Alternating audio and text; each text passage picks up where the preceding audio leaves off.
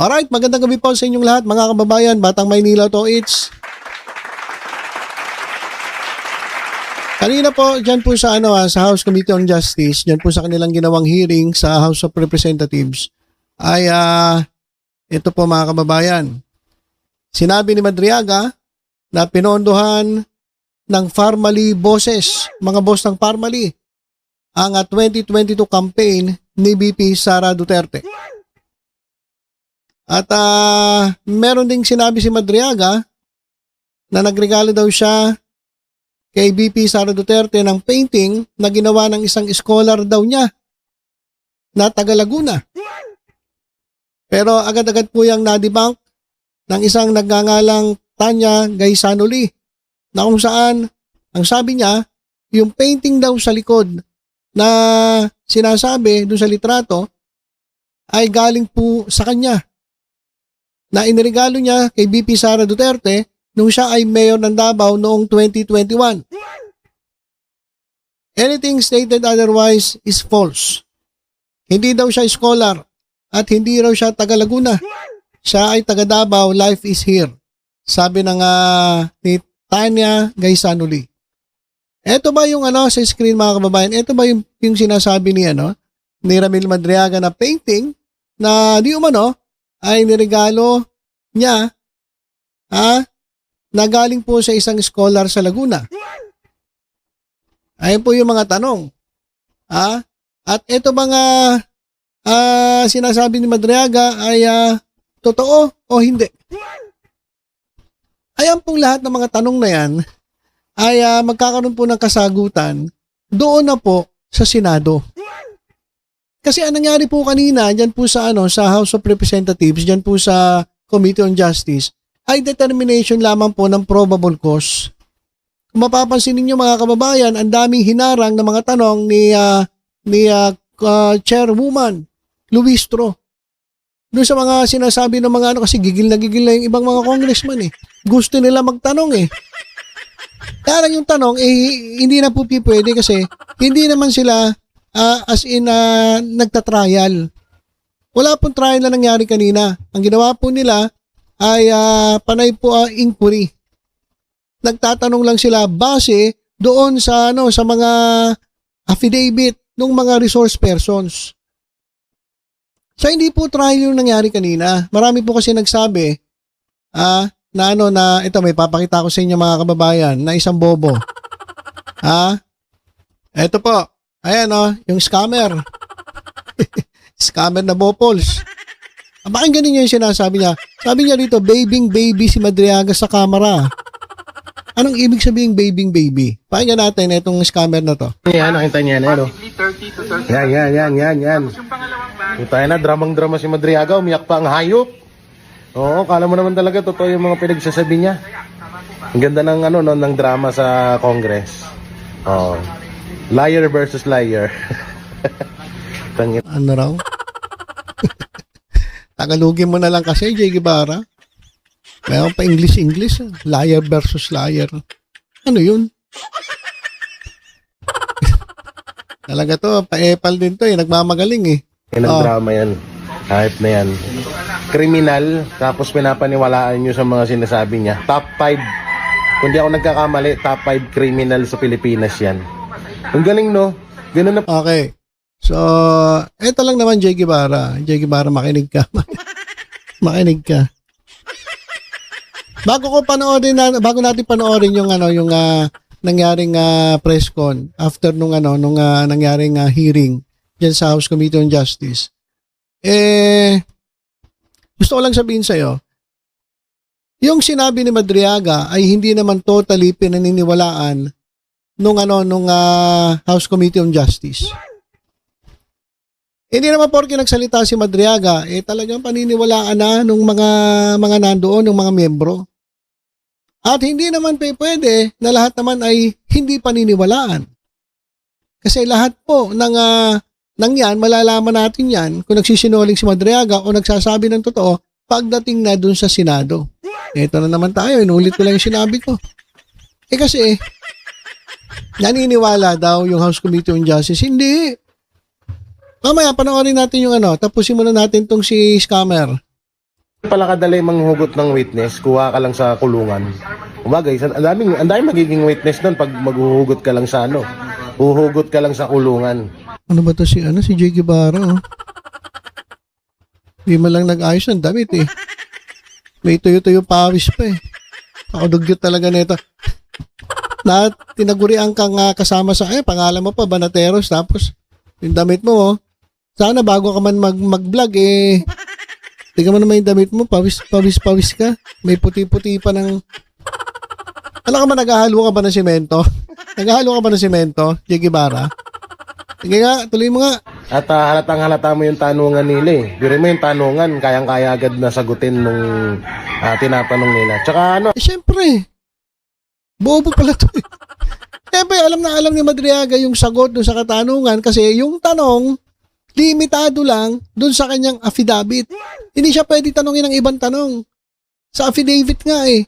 Hindi ka pwede magtanong ng lampas doon sa sinabi ni Madriaga. Bopols pala to eh. Hindi, alam niya talaga yung isasagot niya kasi nakasulat yun sa affidavit eh. Kung ano yung nakasulat doon, ayun lang yung isasagot niya. Hindi pwede tanongin ng iba. Para kang si si Paulo Marcoleta eh. Kine-question yung credibility. Hindi pa ngayon ang panahon para questionin ang credibility. Kasi ang ginagawa nila, determination pa lang ng probable cause. So, maghintay kayo pagdating sa Senado, doon na questionin ang credibility ni Madriaga. At kung totoo ba lahat ang sinasabi ni Madriaga at hindi ba totoo ang mga pinagsasabi ni Madriaga. Binigyan ko na kayo ng halimbawa. Katulad nito, sabi ni Madriaga na pinondohan ang 2022 campaign ni VP Sara Duterte ng mga boss na family. At meron namang itong nagbalita, ang sinabi, yung regalo raw, di umano na painting ay hindi naman daw galing sa scholar ng Laguna. Kasi ito raw ay galing sa isang taga Davao na hindi naman scholar.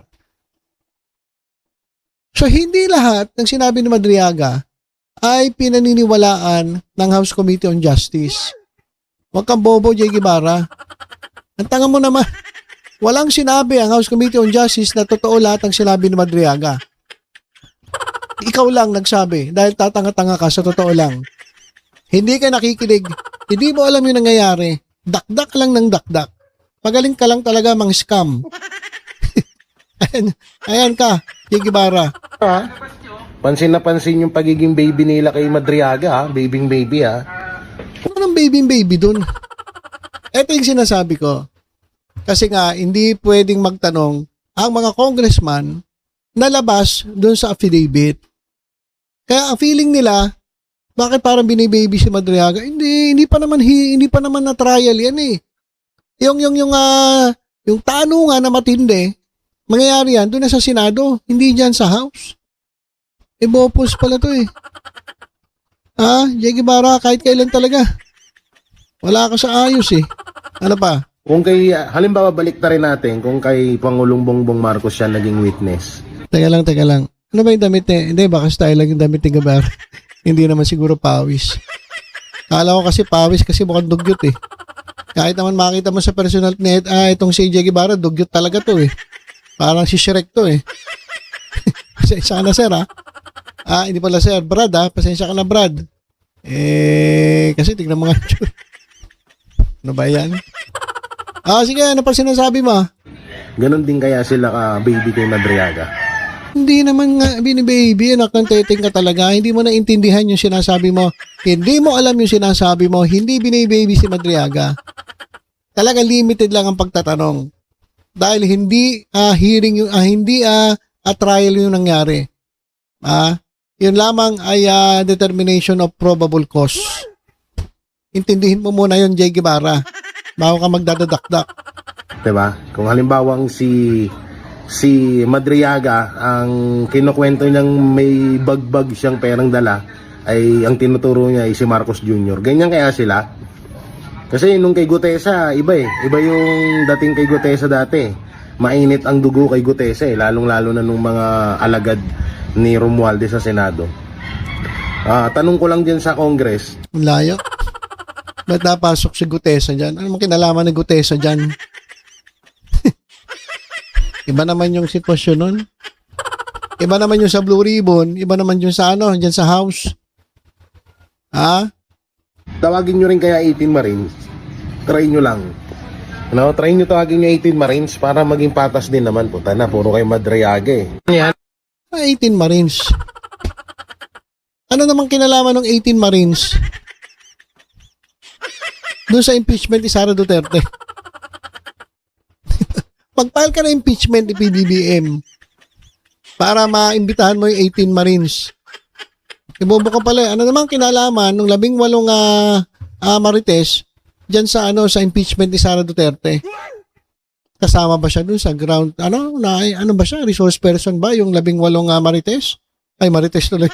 Marines? Hindi naman eh. Bongol talaga to. At mga kababayan, dako na tayo dito sa sa nangyaring press con. At daanan natin konti para maintindihan ni Jay Guevara kung ano talaga yung ginawa dyan sa House of Representatives at marami pong mga DDS ang hindi nakakaintindi kung ano talaga yung nangyari kanina dyan po sa House Committee on Justice. Answers to the clarificatory questions propounded to witnesses Pantunal, the notary public, Ramil Madriaga, the PSA, the ICFAO of COA, the head of the Legislative Archives of the House of Representatives, and ultimately from Attorney Michael Poa, and also the NBI. So, you will notice that the clarificatory questions mostly pertain to the allegations of confidential fund. And we limited the questions to merely clarificatory.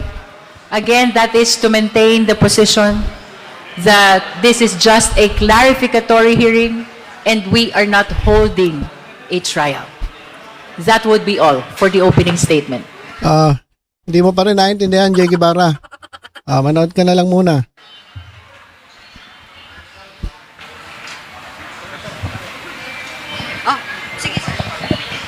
Hi po, good evening. Red Mendoza from the Manila Times. May lumabas po kasi ngayong kakalabas lang na isang statement kasi Madriaga claimed in the number 45 of his affidavit na he gave a painting to Vice President Sara Duterte. Ayan, ito yung kanina. Tinanong. Ayan, hindi pala yan. Ito. Tinanong ito sa painting. Galing sa isang scholar. Ngayon, may lumabas coming from Tanya Gaisanoli, a noted Visayas Mindanao artist who claimed that the painting was hers, hindi galing kay Madriaga. So, ano pong masasabi niyo po dito na apparently itong painting na sinasabi ni Madriaga sa affidavit ay hindi pala galing sa scholar niya, as he claimed in his affidavit, but came from a known visual artist from Davao, and she has the proof of it. So, what can you say about it po? I think that question is best asked of Mr. Madriaga, firstly, or second, of Attorney Palad, yung pong abogado ni Mr. Madriaga. Kasi it is they that submitted the affidavit. So, we will consider all of statements, all of the parts of the affidavit of Mr. Madriaga. We have to look at it with a grain of salt, no? So, wala naman ho kaming tinatanggap ng buong buo, wala din ho kaming itinatabi na buong buo, no? So, we will see po in the next couple of days kung ano pa ho yung ibang mga bahagi. But that particular question is better asked of Mr. Madriaga and the lawyer of Mr. Madriaga. Okay. At hindi natin pagkakahaba-habain to. At ito pa mga kababayan para maintindihan ni Jay Guevara, pares kasi talaga sila ni Paulo Marcoleta. Sa totoo lang. Ito na naman si Pabibo, si Totoy Bibo na nasupalpal na naman diyan sa Committee on Justice. Pakinggan ninyo kung anong pinagsasabi na ito. Ito na naman, tinuruan na naman siya. Ayan As co-conspirator being presented here as a credible witness rather than being investigated and prosecuted for the crimes he himself admits to participating in. And more importantly, has this witness been offered any form of immunity, protection, or accommodation in exchange for this testimony? If so, this committee and the Filipino people have an absolute right to know. Ramil Madriaga stated earlier that his giving testimony to this committee is not in consideration of any offer coming from anyone. I make a manifestation, Madam Chair. The Honorable Chua. Thank you, Madam Chair. Madam Chair, we are not accepting everything that Ramil Madriaga stated a while ago as Hindi lahat ng sinasabi ni Madriaga ay pininiwalaan ng House Committee on Justice. Jay Guevara, makinig ka. Paolo Marcoleta, makinig kayo. Ang mga tulongis talaga kayo eh. Hindi. Bakit? gospel truth. Oh, We are here to make clarificatory question with respect to the affidavit that he executed. Now, that is for purposes of determination of probable cause. yes. Now, the time will come, that is, pag papunta po tayo sa Senado, pag nagtuloy-tuloy na po sa trial, that is the time where we will test the credibility of the statement of the witness, which is Ramil Madriaga. There, during the hearing, pwede po siyang i-cross-examine ng mga abogado. Tama. At hindi po tayo ang magsasabi dito kung yung salita po niya ay totoo o hindi. Ang magsasabi po niyan ay yung mga senator judges Tama. na tatayong hukom sa Senado. Oh, Kaya ang trabaho lamang dito natin ay tingnan lang kung may probable cause. oo. Kasi kung ang itetest na po natin yung credibility, that is already trial, Madam Chair. Tama. Kaya nga po kanina, lahat po ng mga miyembro, kung mapapansin po ninyo, halos nakatikim po ng objection sa ating Madam Chair dahil yung mga tanong po nila ay wala na sa affidavit at yun po ang tinatawag na probing question na. Oo. First co-conspirator being presented Okay. Kaya ikaw, Marcoleta, magsumikap ka. Mag-aral ka. Huwag kang tatanga-tanga. Katulad na ito ni Jay Guevara, parehas kayo. Bini-baby daw. At pinaniniwalaan daw lahat ng sinasabi ni Madriaga. Hindi. Naglabas siya ng affidavit. Tinanong siya tungkol sa affidavit. From there, magka-determine kung merong probable cause. Pero hindi ibig sabihin ay naniniwala na sila sa lahat ng sinabi ni Madriaga. Dito sa sinabi niya na ito nga'y pinondahan si Sara Duterte ng Parmaliboses nung kanyang kampanya noong 2022 at tungkol sa painting. So lahat ng yan mangyayari kapag na-cross-examine na si Madriaga dyan sa Senado. Gets nyo? Hindi nyo gets. Habang hindi nyo pa gets, bahala na kayo sa buhay nyo. Jay Guevara at Paolo Marcoleta. Wala talaga kayo. Ang hirap nyo makaintindi. Pinipilit niyang questionin yung credibility. Hindi pa nga dito yun. Doon yun sa Senado. Doon kayo magtanong kung gusto ninyo. Di ba? Kung meron mga nasabi si Madriaga na sa tingin ninyo ay mali, o di palalaman yan doon sa Senado. Pero sa House hindi. Kasi hindi po pinayagan yung mga probing questions. Bawal po yan kasi doon lang sila sa affidavit. Kung ano yung pinirman, kung ano yung nakastate sa affidavit, yun lang ang pag-uusapan. Hindi mo pwedeng tanongin kung ng iba pang mga tanong. Alright, doon yung mangyayari sa Senado. Okay, so yun po yung nangyari kanina dyan po sa Committee on Justice, House of Representatives. Grabe mga kababayan. Ang daming ibinulgar ni Madriaga at malalaman natin ang katotohanan niyan kapag na-transmit na po itong reklamo na impeachment laban kay Sara Duterte dyan po sa Senate of the Philippines. Pero meron pang dalawa pang hearing na mangyayari dahil marami pa po ang mga tatanungin ng mga resource persons tungkol po sa mga grounds for impeachment laban kay Sara Duterte. So hindi po binaby si Madriaga. Hindi po binaby. At hindi lang po talaga pwedeng tanungin pa. Limitado lang ang kanilang scope kanina po. So kung hindi nyo naiintindihan yung nangyayari, wag na kayo magsalita. Kasi nagmumukha lang kayo mga ob-ob at hindi nyo alam yung nangyayari. Okay, so ilan po muna mga kababayan. Tutok-tutok lang po dito sa Batang Maynila. Sa iba pang updates. Ingat po tayong lahat. God bless po.